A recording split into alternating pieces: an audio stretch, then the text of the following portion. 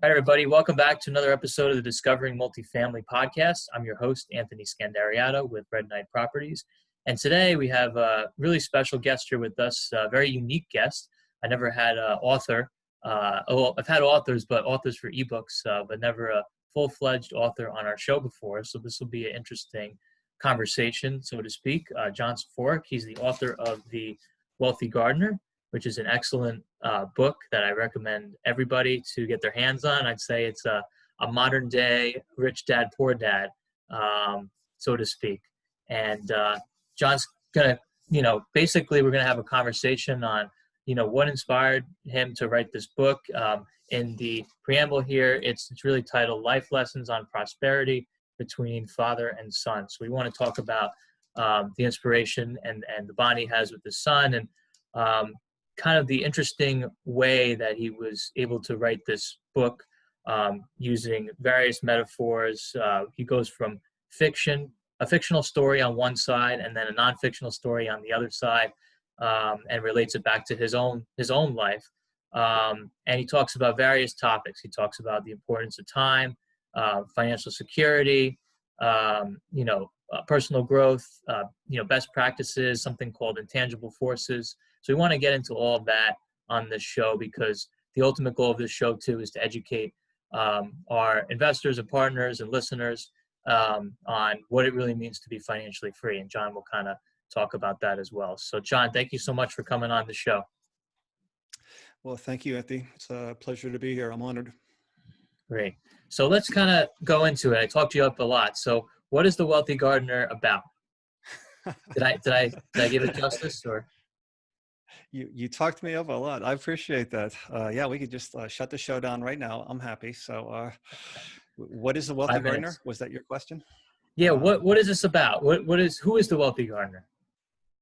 Well, The Wealthy Gardener is, like you said, it was a fictional character that was contrived so that I could help to educate my own son when I was trying to convey my own lessons on prosperity. In that fictional tale, the wealthy gardener is an old man that's nearing the end of his life.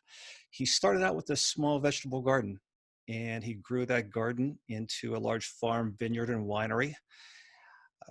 He did that over many years by just putting his days to best use. He's a guy who believes in wealth, and he has no problem trying to help others gain wealth, because for him, it's been a noble pursuit. It was a metaphor for me. The wealthy gardener, the gardener has always been a metaphor for a person's time on earth. It's a classic metaphor that's been used throughout history.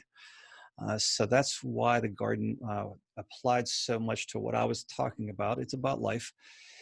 And, wealth in this story is about money. It's about more than enough money.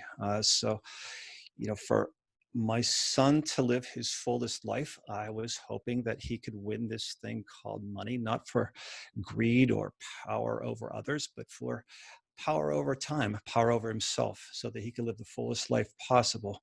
It was important for me, Anthony, because I struggled in my own life, and I struggled without that power. And I could tell you that earning that power was an adventure for me.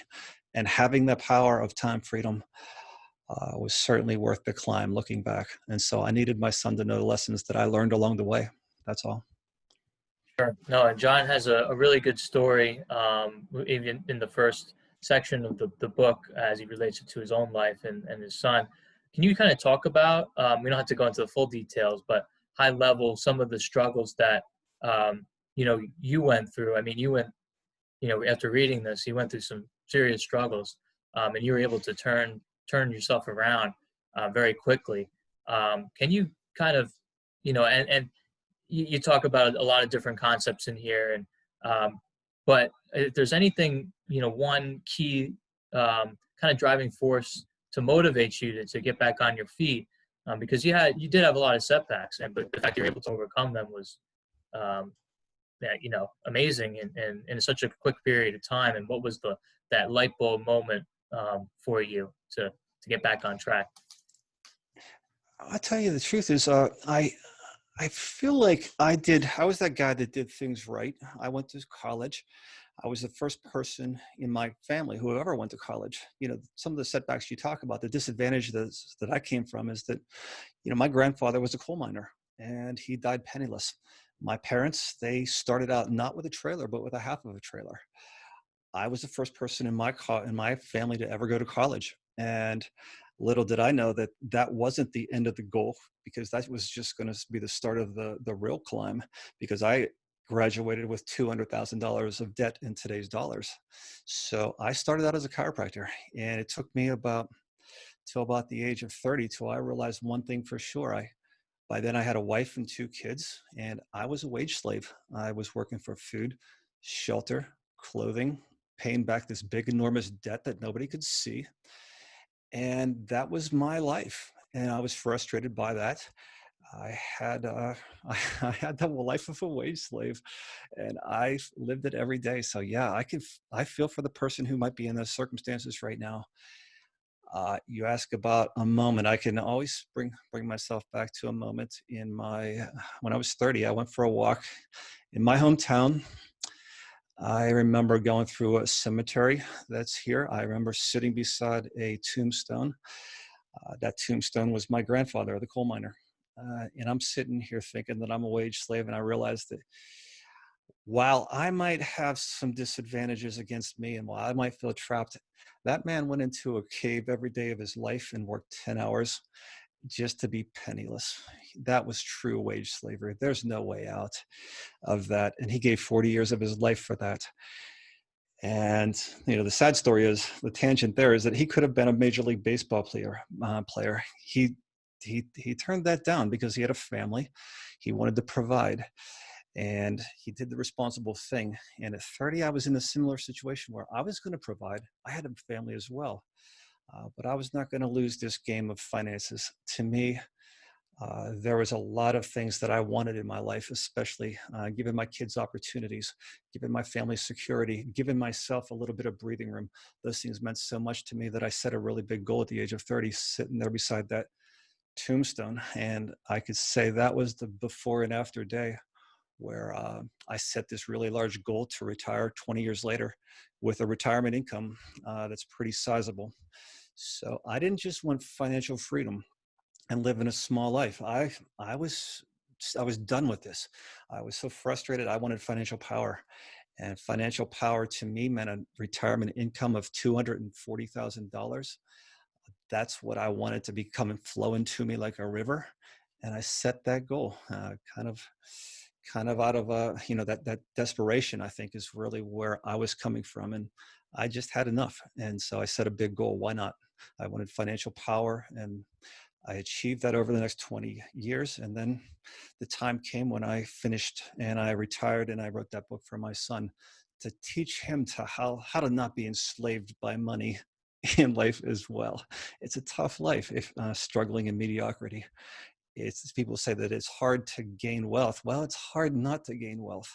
It's hard to struggle like that forever. And so I just wanted him to know this is how you can do it. These are the timeless principles that matter, should you choose to want that, like I did.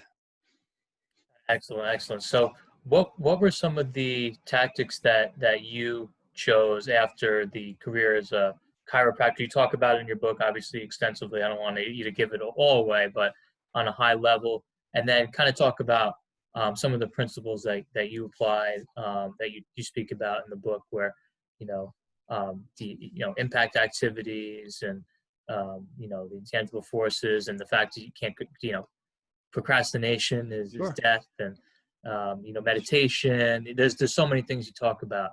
Importance of scheduling. Where did you go from there? So you had a goal of that retirement Yeah. income. How did you get there, and what vehicles allowed you to get there over that 20 years? So the first thing I would say to answer that is that the absolute start is that I did not lose my day job. People always want to make this big change in their life, and I say so many times throughout that book that your day job is a duty. It's what you do on planet Earth to stay alive. So that was a duty. I still went to work as a chiropractor day after day, and so the difference in my life became how I used my leisure hours. That's where the freedom was. That's where the sacrifice was. That's where the difference of my life was. What did I do there? I just really studied wealthy people right off the bat. I studied the people who had wealth, of course. Then I went through a process of education. I studied, people. I studied books on goals, on money management, personal finance. Passive income. I mean, because I wasn't looking for a pile of cash. I was looking for a river of gold. All right. I wanted that.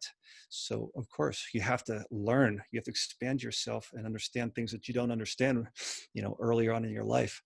So I educated myself, first of all. That was the most important thing. During that education, I saw that wealthy people own things that create money while you sleep.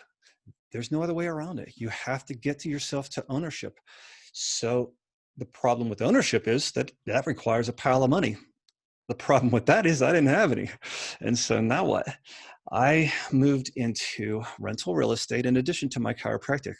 So that was my second thing. I was building a rental business, a portfolio. I was always expanding that. Of course, that takes a pile of cash. And so I then went into flipping. That was my three-pronged attack. I was a chiropractor, I was building the rentals, and I was flipping houses. Well, that was like a three-pronged attack to increase my income. At the same time, what I didn't do, and this is a big one people gloss over, is that I never increased my spending. I kept my spending the same, even though my income might have tripled over the years. All of that discretionary income was not a choice. There was no choice of what I can do for that. It's not like, should I get a swimming pool? No, those choices were off the scale for me because what I wanted was financial freedom. So that was always an untouchable fund for investment. So Anthony, when you answer the question in a summary, I'm looking at, I increased my offense, my income. My defense was always strong, and I kept funneling all my money into rentals for the purpose of buying assets that earn money while you sleep. And I did that just steadily, consistently, unglamorously, but very, very consistently throughout the years until I reached that goal of 240. So that was the strategy. Excellent. No, that's awesome. So, you talk a lot about, and you mentioned this as well, self-discipline. I think you have a whole chapter on it towards the later end of your book, latter end of your book. And in addition to success habits, so you started to educate yourself on, how other individuals and people became wealthy in this country, and a lot of that was through what you said. A lot of everybody owned assets that was income producing. So it started with education, and then that was the whole purpose of this book. It's really to educate, correct? And it started with your son. Absolutely. I can lead the horse to water, and I can educate that horse. But as far as running, that's on him. I've done my job as a parent. I think as parents, we all want to pass on our life lessons to our kids, and that's our job. The job stops there. We don't have a whip in our hands, and we can't make them happy. But it is our job, I think, to try to pass it along. And I just maybe did it in a unique way where I decided to write a book to him. So yeah, it was completely about education. Without education, we're trapped. If you want expansion in your life, you grow yourself out of your trap through knowledge. Absolutely. Sure. And I think something important that you mentioned, when you were at your grandfather's tombstone, you were 30 years old, which is around the age I am as well. Don't you, the biggest regret that I have was I should have started this accumulating assets that were income producing earlier in life. And I think the way, and I guess this is a question, the way you wrote this book, you know, you talk a little bit about, I think I'm trying to remember the names of everybody. The Santos. There's a lot of different characters Yeah. on the fictional side. You know, I think the way you did it, encourages a younger audience to start that education or the educational process earlier, because a lot of them don't want to be reading a textbook. This is not a textbook. This is a story, and then it relates to real life. So I think that's pretty interesting for the younger folks. Is that part of the reason you wrote it this way as well? I could have a 12-hour conversation with somebody over and over and over if I wrote a book, including my son. And then when we made the audio book, that even becomes another level of a story where you can gain the experience of lessons through a fictional tale. You can also screw up and make yourself look really foolish in this kind of a parable.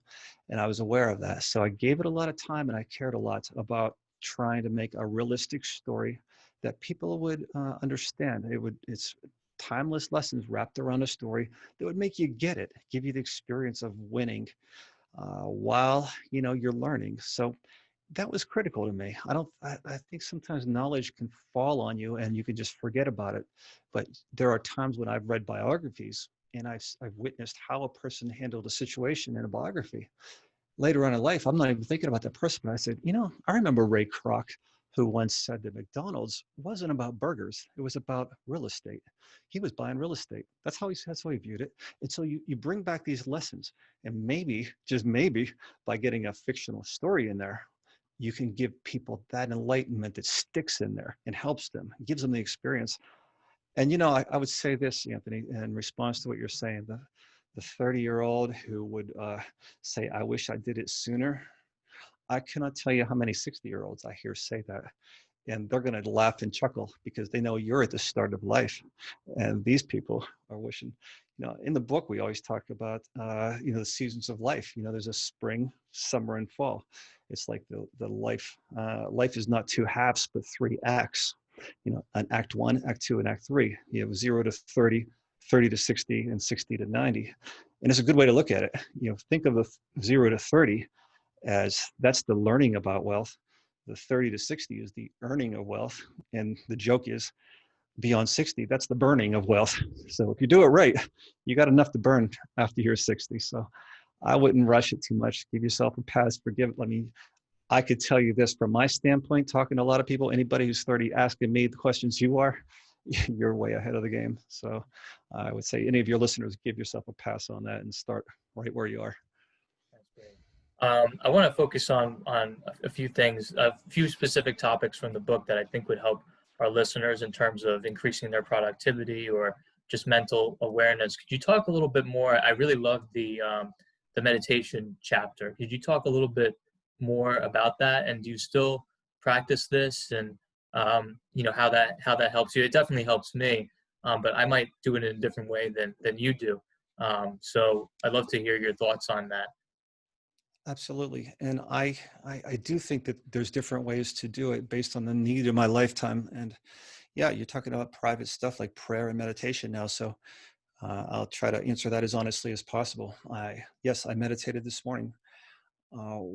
Sometimes a meditation for me is, it's always about clearing your mind out from the buzz of the 50,000 thoughts going through your head every day.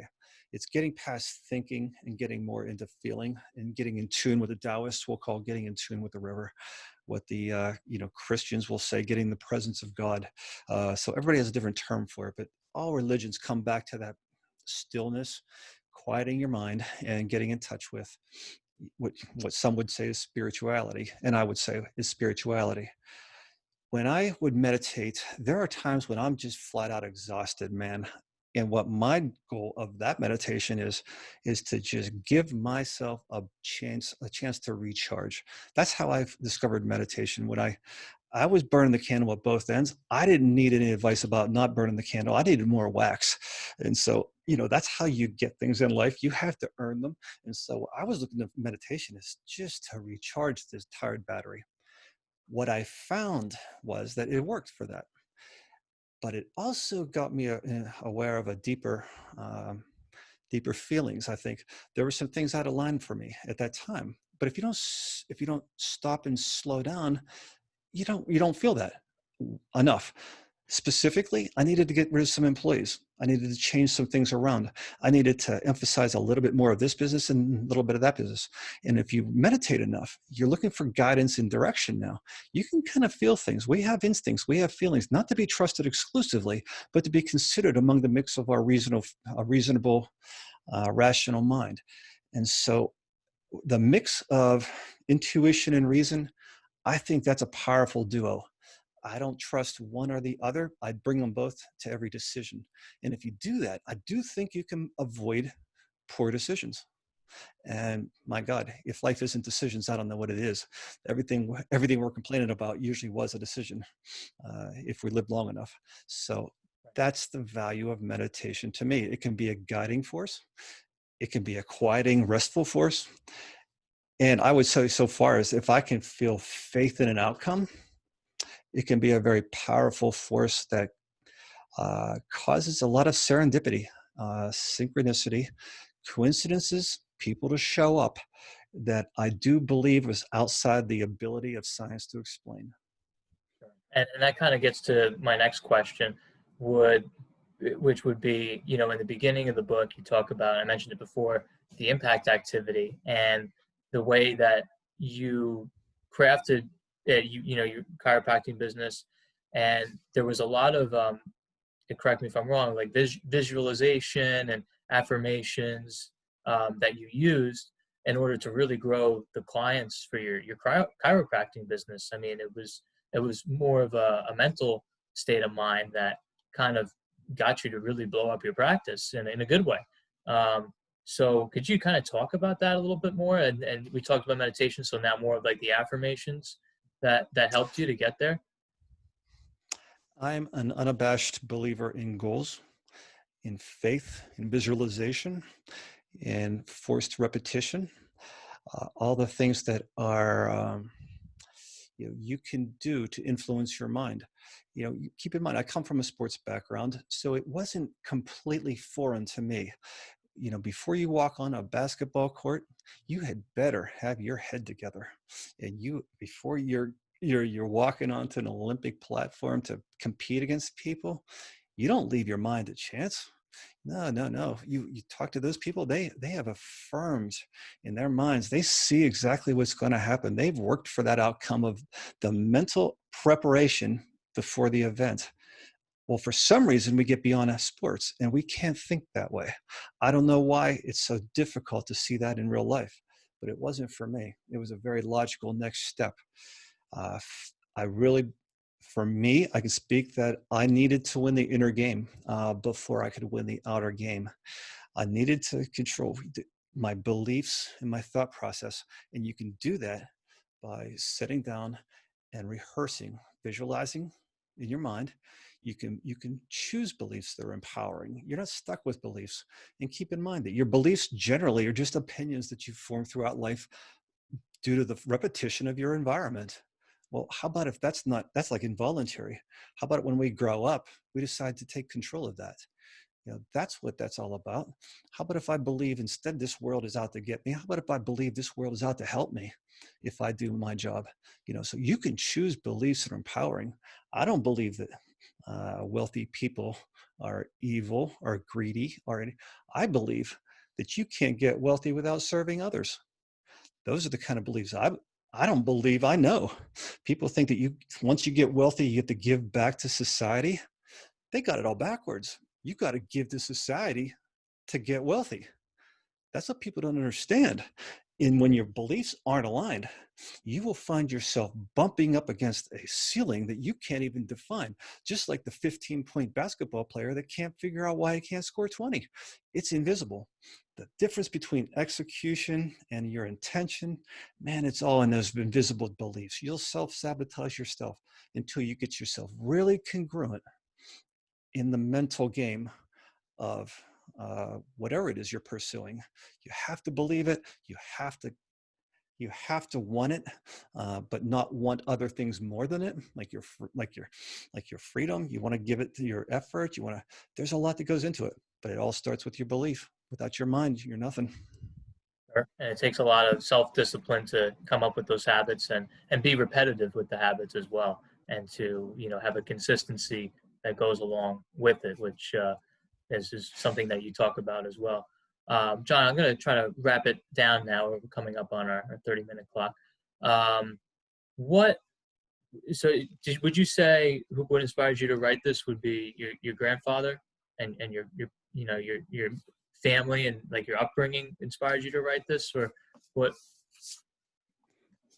Anthony, I think I really believe that most parents want to pass on their lessons, Son, yeah. and especially if you've experienced a life that was painful that turned to victory. And you don't want your kids to experience painful forever.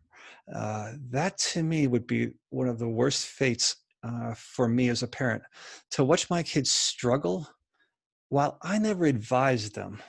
I just died and didn't tell them anything. How about that? Like, how selfish is that?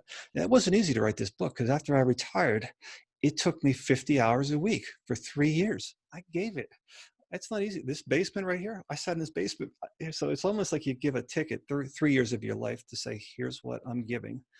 And again, you're doing it for others. In this case, my son.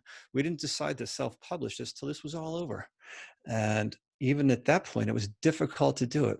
So my motivation, and that's a big question when you talk about self-discipline, my motivation was family. Usually the greatest motivations you'll ever find are outside of yourself. That's what keeps you going. What's your why? I would feel like a failure if I didn't tell my kids how to get ahead. That's all. Awesome. Makes a lot of sense. Where can people find The Wealthy Gardener to purchase?